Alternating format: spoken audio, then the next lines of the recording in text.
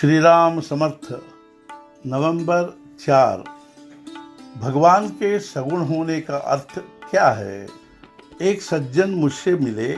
वे बोले, हिंदू धर्म के जैसा धर्म नहीं है, किंतु भगवान सगुण हुआ यह मुझे मंजूर नहीं है। कहते हैं कि इसमें विभिन्न उपासनाएं बनाई गई है। यदि भगवान निर्गुण निराकार है तो राम, कृष्ण, शिव, दत्तात्रेय आदि की ये इतनी भिन्न भिन्न उपासनाएं क्यों?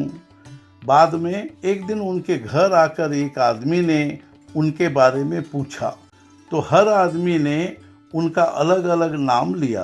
किसी ने दादा घर नहीं है तो किसी ने कहा दामोदर घर नहीं है और किसी ने कहा राय साहेब घर में नहीं है।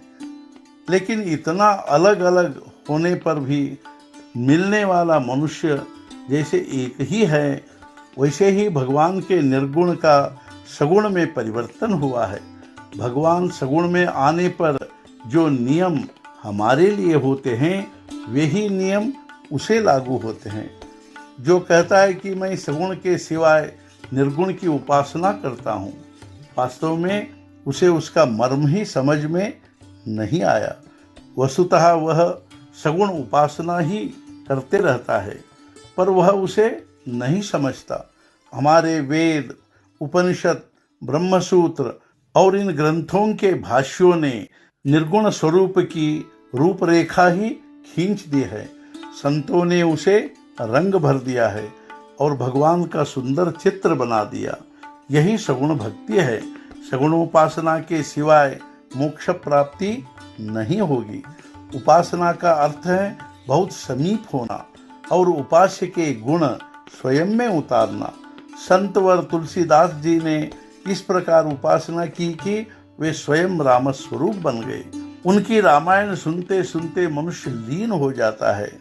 राम रूप बनने के लिए राम की तरह निस्वार्थी बनना चाहिए।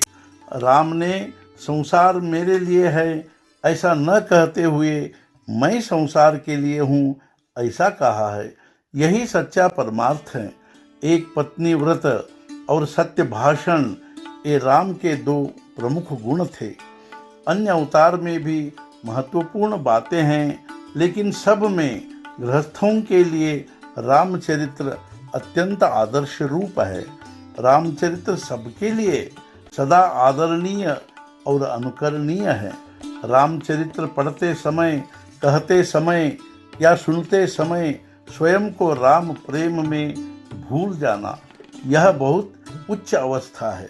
भगवंत की इच्छा होना, इसी में सब मर्म है। भगवान की प्राप्ति की इच्छा होना या उसके लिए आकुलाहट उत्पन्न करना भगवान के अधीन नहीं है, वह तो संतों के हाथ में है।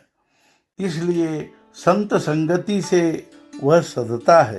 साधु संत का घर में आना दीपावली, दशहरा ही है, ऐसा हम कहते हैं।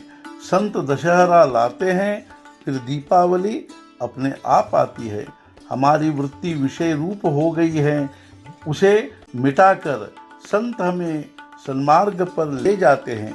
वही सच्चा मुहूर्त या मंगल क्षण होता है जिस दिन हमारी वृत्ति भगवान की ओर आकर्षित होने लगती है। आज का मुख्य विचार, भगवान के प्रेम के कारण जिसे संतोष प्राप्त हुआ वही सच्चा भाग्यवान है। सद्गुरुनाथ महाराज की जय। जय जय रघुवीर समर्थ।